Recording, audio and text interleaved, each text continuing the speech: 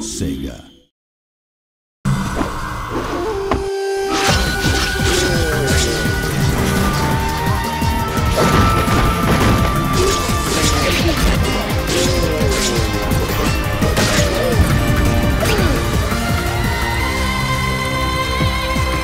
If you go back in time and you kind of reflect on how the combat was in the old games, it's very basic.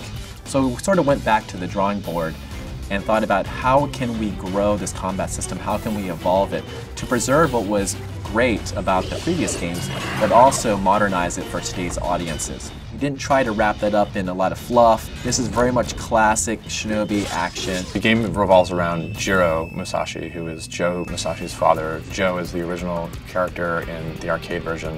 One thing I loved about the old classic Shinobi games is that pattern-based gameplay. There's a larger variety of enemies for sure, but we still have that classic feel. So you can pay attention to what an enemy does and eventually get really good at defeating them. It's what fans love, and also allows us to present challenges and enemy combinations that become more difficult for the player as they progress through the levels.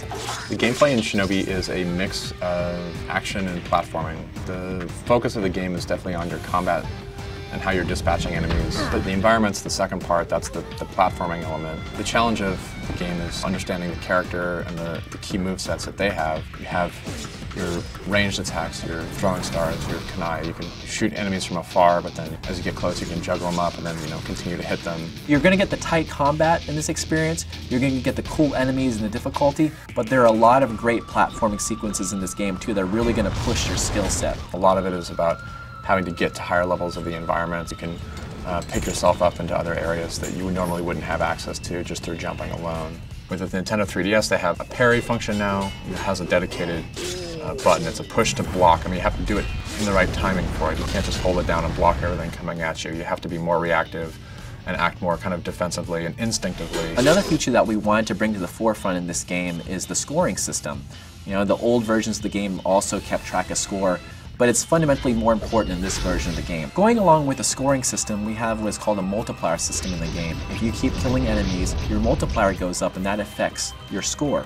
If you can keep that up, you can get higher and higher multipliers. If you're a very good player, you can go through, kill enemies in very stylistic ways, not get hit. Your score is going to go up, up, and up, and give you very, very high. That's a sort of a nice way of differentiating Shinobi from a lot of the other action games. You can change not only the analog stick to the control pad, but you can change every button in the game to map to whatever you like. So, B isn't your preferred jumping button, or you don't want to have the katanas on A. I mean, you can change all that for you depending on what your preferred stylings are. An aspect that we really wanted to keep from the old games is giving players all their movesets from the very beginning.